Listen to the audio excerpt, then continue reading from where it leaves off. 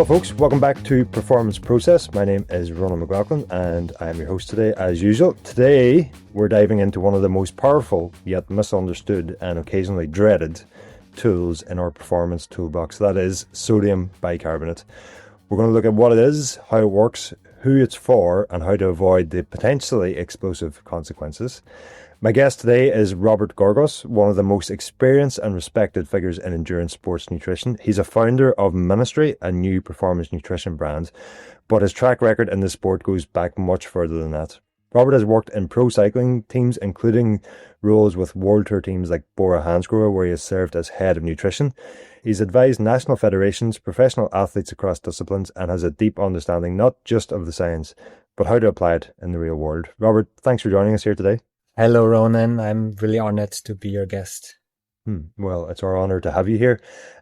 Before we dive into sodium bicarbonate, I want to just first speak briefly about MNSTRY, because I first came across MNSTRY when looking for a specific type of sports nutrition product. My daughter has severe food allergies. She's allergic to peanuts, tree nuts, sesame, and lentils. At the time when I found MNSTRY, she also had an egg allergy, but thankfully she's grown out of that.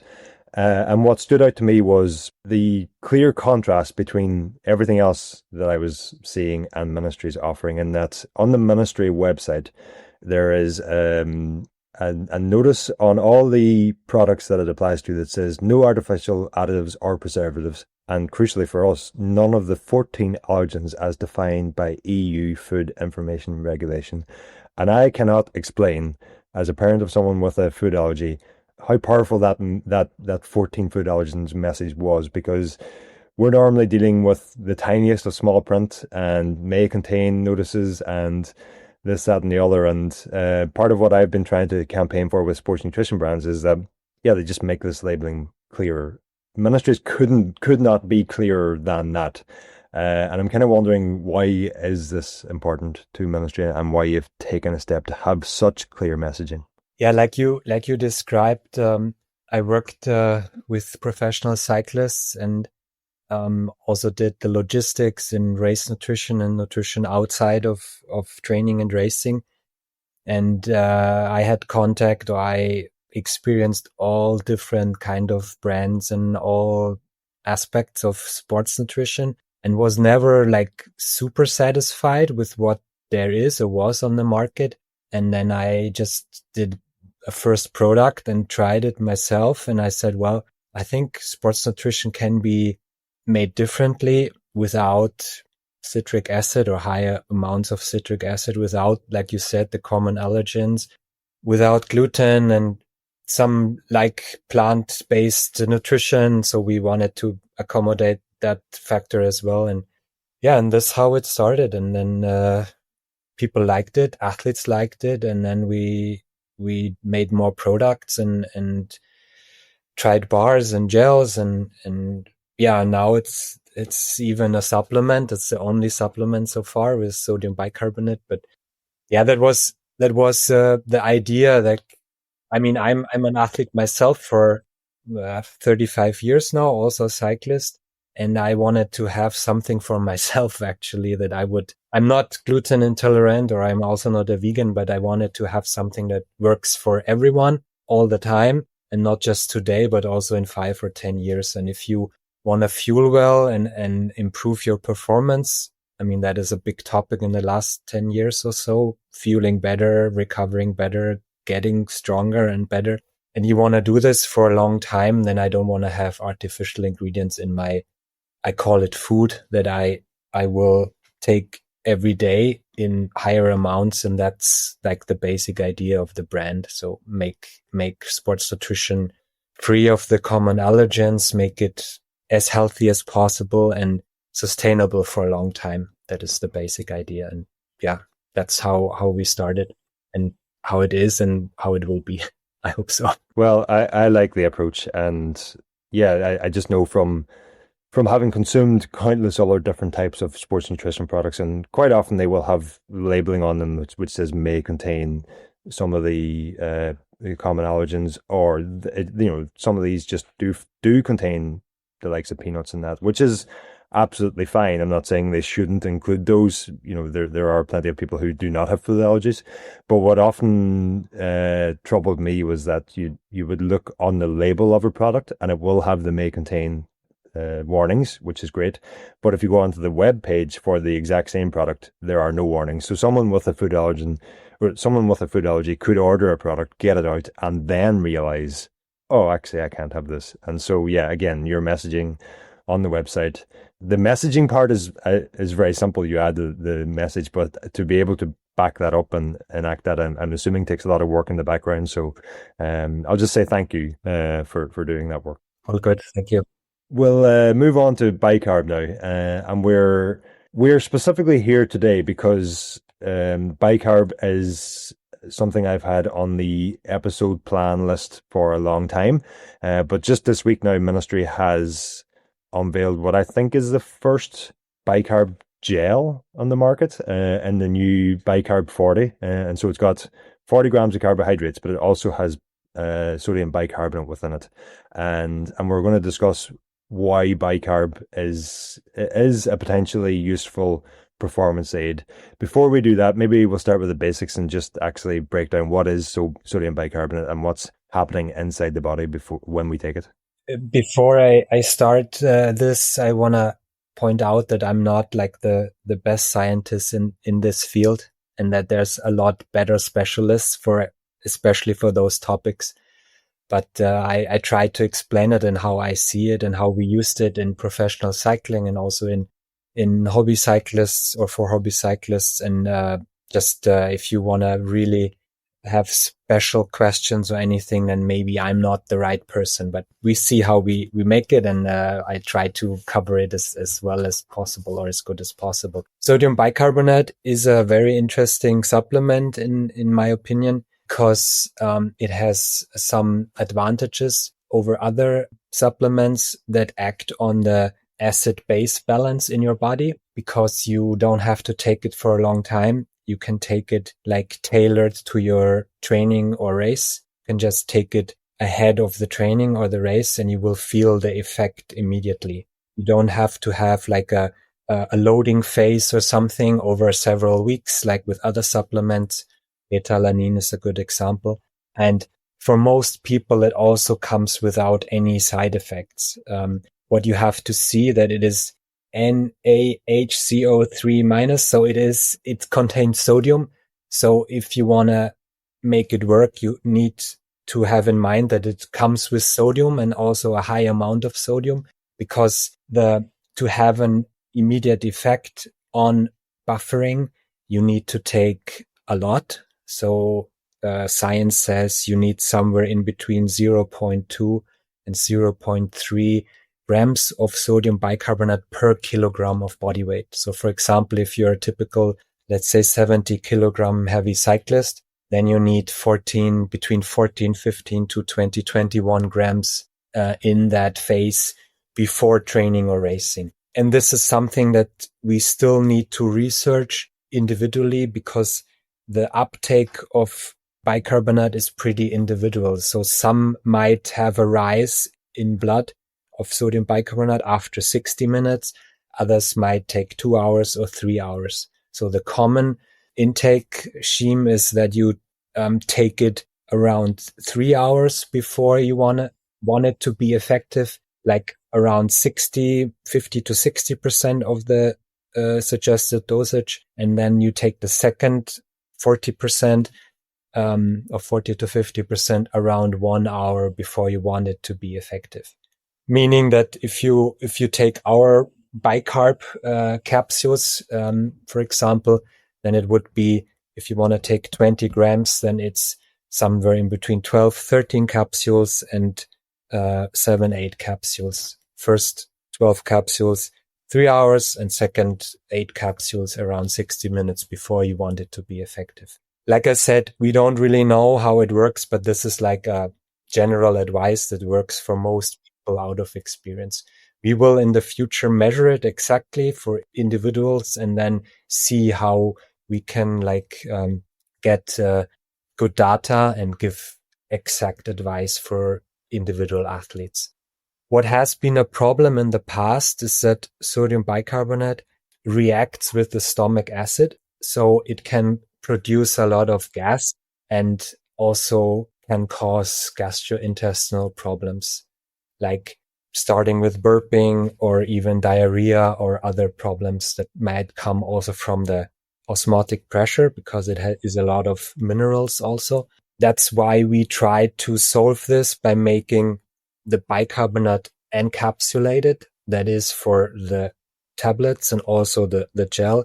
So it passes the stomach acid and is released in your intestine. And that's how we can solve this problem and not have gastrointestinal discomfort like it was experienced in the past. Others do it with like a microgel technology or other things, but I think it's super important that it doesn't come in contact with the stomach acid, because then it won't work and might cause problems with your digestion.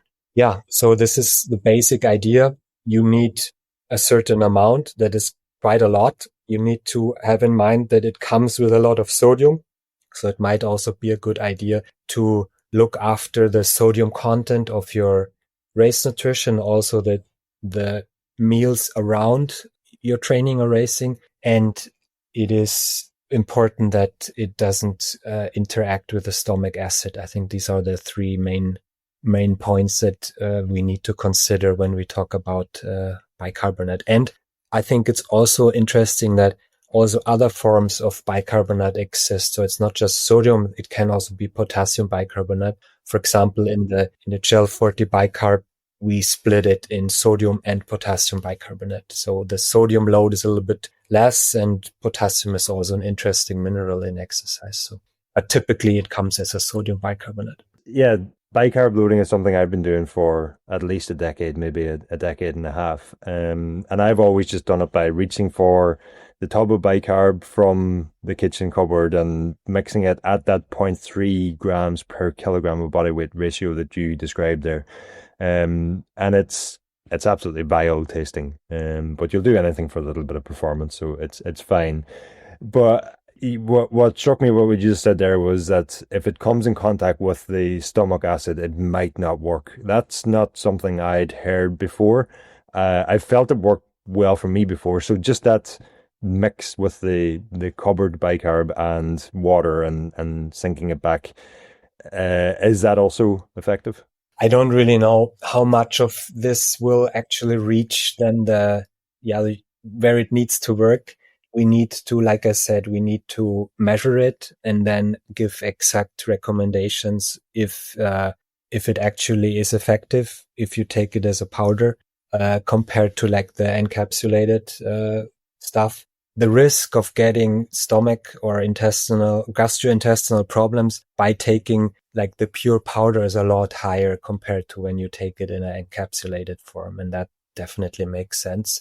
Yeah, a lot of people tried to just take the powder because it's actually quite cheap and cheaper than taking special formulations. But I think the risk is pretty high in getting problems, and I would not do it. Yeah, I personally have never had those side effects. I have stuck rigidly to that 0.3 grams per kilogram of body weight ratio, so perhaps that's why I've been okay. But I know others who have pushed it have had pretty serious side effects. But one thing that's also interesting to me is, like, I always took it for prologue style events, so 1 minute, 2 minute type efforts. And what I'm hearing now is that it might be useful for longer duration efforts also. So could you maybe just break down for us what are the benefits of a bicarb load, and where does it work best? Because you said 0.3 grams per kilogram, I think it's important to know that science indicates that it's somewhere in between 0.2 and 0.3 gram per kilogram body weight. Okay, and that more does not help more. I mean, that is super important. There's also studies that tried 0.5 gram per kilogram and it didn't have an additional effect or so. So stick to the recommended amount. And the benefit is mostly that, or what science indicates, it like efforts that produce a lot of acid, namely lactic acid and H plus ions, that might interfere with muscle function. Those efforts can benefit from a higher buffering capacity by taking sodium or potassium bicarbonate. And meaning in science is that those efforts are declared as somewhere in between 30 seconds and 10 minutes. So it's all this, I would declare it as like a kind of anaerobic capacity, where you can generate a lot of power over a shorter period of time and build a lot of acid in your body. And this acid might interfere with your muscle function. I think this is a good summary of how we could describe it. And by adding like typical buffer substance like sodium bicarbonate is or potassium bicarbonate is, you can go a little bit deeper without affecting muscle function. You actually produce more lactic acid and you buffer the H plus ions. And this is super interesting because by going deeper, by producing more lactic acid, you also have a little bit more adaptation. And of course, in the ideal scenario, more power. The science says that power output in those longer efforts, let's say 4, 5, 6 minutes, might be up to plus 6%. Even if it's just 1%, we all know that if you do, let's say 2 minutes with 600 watts for a highly trained athlete, that's a lot. So you can, for example, win a race or not win the race. So it's super interesting. I just read an interesting study that probably you can not only go deeper and have a little bit more of a stimulus and ideally more adaptation, for example, in a training ride, or also, I mean, racing seen as training or progressing in your yearly race schedule or something, you might also recover a little bit quicker because it might be, like I said, I'm not the best specialist in this field, but it might be that the counter effects of high intensity exercise, like increased inflammation markers, for example, are a little bit less. So you might recover a little bit better, feel better the next day. Maybe also interesting if you do 2 races in a row or 2 hard trainings. And I think seeing this as a whole picture, it definitely might make sense to not just use it for one single, like you said, prologue or short time trial, but consider it as a tool to implement in your training as well. For example, if you do like a VO2 max training on Wednesday and have a race on Sunday, then you could take it both times, for example. Or if you do stage racing and you have 4 criteriums or something, like it's quite common in Bavaria, like it's a row of criteriums or shorter races, or talking about mountain bike, short track and cross country, or talking about cyclocross, where typically you have a race on Saturday and on Sunday. It might be interesting to also see the effect of potential recovery improvement. And I think this is quite interesting and goes a little bit farther than just the immediate performance enhancing effect. This is also the idea that we had in mind with professionals, that we had specific training sessions, for example, where we tried nutritional aspects, for example, like train the gut with high amounts of carbohydrates for a high intensity session, let's say 120 grams or 100 grams, depending on the individual per hour, and also combining this with sodium bicarbonate protocols to also see how both at the same time work, and having a better stimulus, having all those carbs and sodium in your body and see how this works. And if you can like actually go fast with this mixture, and then also with the idea in mind to have more adaptation and better recovery for the next race, for example. So for the training process in general. And if you see it this way, I think then it's very interesting to use it not just for one single day or so. Yeah, you're a little bit hard on yourself there in saying you're not the expert, but I think the the science isn't quite there yet on whether it can be beneficial for recovery or not. One other thing you mentioned there was just like coupling it with carbohydrates, and I'm wondering, is that something you've looked into? Because what I've heard previously is that sometimes consuming some carbohydrate with the bicarb can actually limit the side effects, can help settle the stomach, and that is that something you found? Yeah, that was the experience we made. Generally, you take your last bigger meal around 3 to 3.5 hours before racing. Talking about a time trial or so, it might be even 4 hours. And then the perfect time to take the first dose of bicarbonate would be after that breakfast or lunch or whatever. Maybe wait a little bit and then take it with water. And the second one, you normally take 60 to 90 minutes before you want it to be effective. And that is also a good time to have maybe a small snack, like I recommend a bar or maybe half a banana. That was our experience, that taking it with or taking it after a little bit of food, it is often make the athlete feel a little bit better and having less problems. But we have no scientific data on this. This is just experience. Okay, folks, that's where we're cutting off the free version of this podcast this week. Just a reminder, if you head over to escapecollective.com/member, you can sign up now and you can get the entire podcast uninterrupted. You'll not have me butting in to cut you off or to remind you that you're not yet a member. And in doing so, you will be helping to ensure this podcast continues for many more episodes and months and years to come. So head over escapecollective.com/member now to sign up to Escape Collective and to get the entire episode of Performance Process, along with all of the other podcasts and written content that we publish on our website.